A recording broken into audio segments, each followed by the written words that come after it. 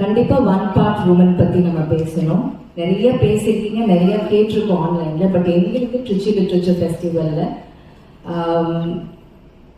what I want to ask you here is one part woman, the challenges you dealt, அது எல்லாமே எங்களுக்கு தெரியும். At what point of time, there was a time you also declared that Perumal Murugan is dead, and when did Perumal Murugan resurrect? How was the process? And one part woman has a sequel as well. Okay, so when something can really be suppressed, there is a point we want to give up. I see it as a writer's resilience and resurrection.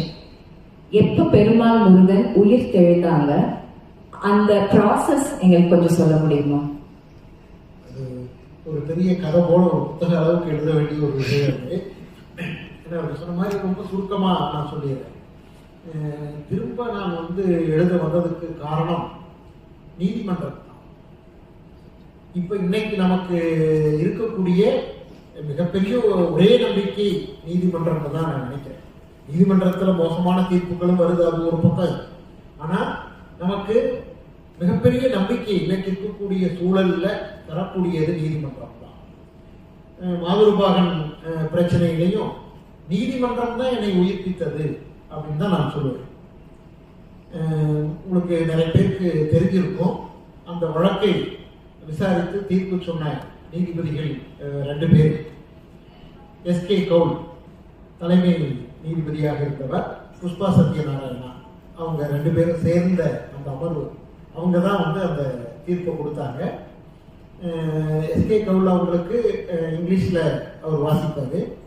இவங்க புஷ்பா சத்யநாராயணா 2 மொழியிலையும், தமிழையும் இங்கிலீஷையும் 2ஐயும் ஒன்றாக வாசிச்சாங்க. அவங்க அந்த தீர்ப்புல அதை பத்தி அவங்க வாசிப்பு பத்தியும் எழுதியிருக்காங்க. நான் நிறைய இடத்துல சொல்றது அந்த தீர்ப்பே நீங்க பார்த்தீங்கன்னா ஒரு இலக்கிய விமர்சனம் போல இருக்கு. அவ்வளவு அருமையா அந்த புத்தகத்தை பத்தி படிச்சுட்டு எழுதியிருப்பாங்க. உண்மையில நான் அதை திரும்ப பலமுறை நான் படிக்கிறது அவ்வளவு அழகா எழுதியிருப்பாங்க. அந்த தீர்ப்புல பல விஷயங்களையும் விவாதிச்சுட்டு கடைசியா அவங்க சொல்ல வரும்போது அது எழுத்தாளருக்கு அந்த தீர்ப்பு ஒரு கட்டளை இடுவது போல அமைந்திருக்கு. எழுத்தாளர் திரும்ப தன்னுடைய துறையில இயங்கணும் அப்படின்னு சொல்லிட்டு கடைசி அந்த தீர்ப்பினுடைய கடைசி வாக்கியம் ஒரே வார்த்தை தான், ரைட் அப்படிங்கிறது. ஆமா, எழுது அப்படின்னு அது எனக்கு கட்டளையிட்டது அப்படின்னு தான் நான் அதை படித்த போது, உண்மையில் அந்த சமயத்துல படித்த போது எனக்கு உண்மையில ஒரு சிரிப்பு தான் வந்தது.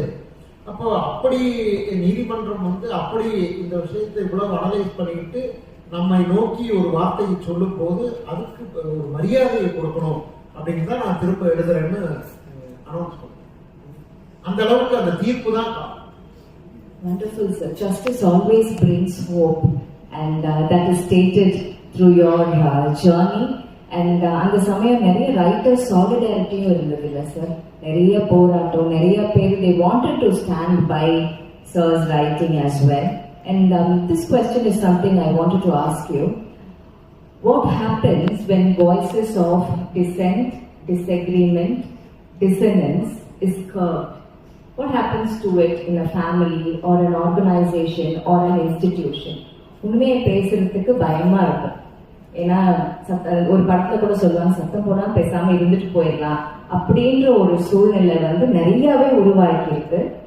And we want to somewhere fit in and not belong to.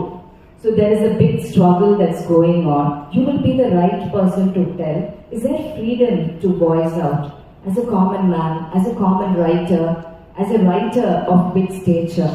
Can you please tell me your thoughts on that? இதை பற்றி நாம பேசும்போது நம்ம சமூக வரலாற்றிலேயே கருத்து சொல்றதுக்கு என்ன இடம் இருக்கு அப்படின்னு தான் பார்க்கணும். பொதுவா நம்ம சமூகம் சாதிய சமூகத்தை பொறுத்த வரைக்கும் ஆதிக்கம் உள்ள சாதியினர் அவர்கள் பேசுவார்கள், மற்ற ஜாதியினர் அதை கேட்கணும்.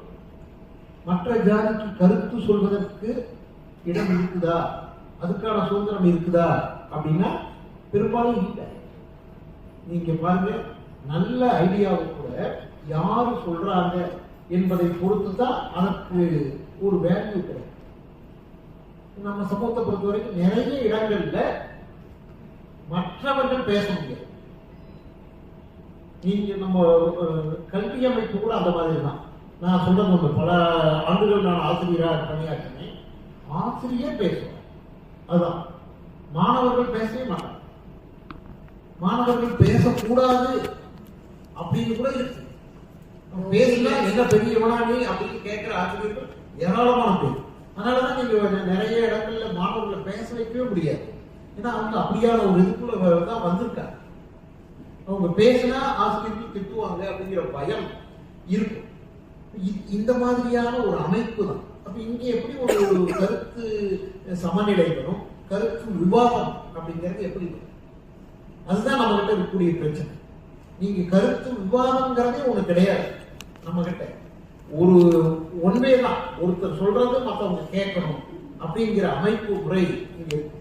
நாம அதைத்தான் இன்னைக்கு உழைக்கணும். எல்லா கருத்துக்குமான மதிப்பு வேணும் அப்படிங்கிறதுக்கு நாம தொடர்ந்து போராட வேண்டி இருக்கு. அதனால நம்ம சமூக அமைப்பிலேயே இந்த மாற்றத்தை நீங்க அதை எடுத்தீங்கன்னா அது ஒரு தர்க்க ரீதியாக ஒரு விஷயத்தை எப்படி விவாதிப்பது என்பதை பற்றி பேசும். ஒரு கருத்தை நாம முன்வைக்கிறோம் அப்படின்னு சொன்னா என்னென்ன வகையில முன்வைக்கிறோம், அதுக்கு மாற்று கருத்துக்களை எல்லாம் எப்படி எதிர்கொள்வது என்பதை பற்றியெல்லாம் அது பேசும். ஆனா அப்படி ஒரு தர்க்க மரபு நம்ம கிட்ட எப்படி இல்லாம போச்சு, இருந்தது எப்படி மறுபடியும் இல்லாம போச்சு என்று தெரியும். அதனால நாம அந்த இடத்துக்கெல்லாம் நாம இன்னைக்கு திரும்ப அதையெல்லாம் பேசி அங்கெல்லாம் போக வேண்டியது இருக்கிறது. அப்புறம் நீங்க ரொம்ப சாதாரணமா அன்னைக்கு இருக்கக்கூடிய பயன்படுத்தக்கூடிய வார்த்தை என்னன்னா, இந்த கருத்து என்னை புண்படுத்திச்சு அப்படின்ட்டு. இந்த புண்படுத்துதல்ங்கிறதுக்கு என்ன அளவுகோல் வைக்கிறதுனே தெரியுது. எப்படி ஒருத்தரை இது புண்படுத்தாது நாம எப்படி அதுக்கு மதிப்பிடுவது, அதுக்கு என்ன அளவுகோல் வைப்பது அப்படின்னு தெரியாது. இப்ப இன்னொன்னு, ஒரு மாற்று கருத்தை சொல்லணும் அப்படின்னு சொன்னா, ஏற்கனவே ஒரு கருத்து இருக்குது பாருங்க, அவங்க மனசு புண்படத்தான் செய்யும், அது ஒண்ணும் பண்ண முடியாது. அவங்க அந்த புண்படுறதுல அவங்க தான் மீண்டு இந்த கருத்தை, புதிதாக வரக்கூடிய ஒரு கருத்தை யோசிக்கணும். அந்த இடத்துக்கு அவங்க தான் வரும். இப்படி நாம இந்த கருத்துரிமை சார்ந்து நிறைய விஷயங்களை நாம பேச வேண்டியது, விவாதிக்க வேண்டியது. அப்பதான் நம்ம சமூகத்துல எல்லா கருத்துக்களும் பேசலாம், எல்லா கருத்துக்களையும் விவாதிக்கலாம், ஆரோக்கியமாக விவாதிக்கலாம் அப்படிங்கிற நிலை நிறைய பேச வேண்டியது. கண்டிப்பா.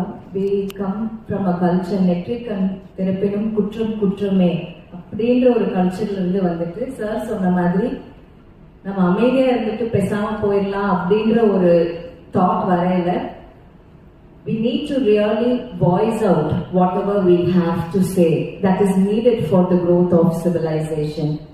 Thank you, sir.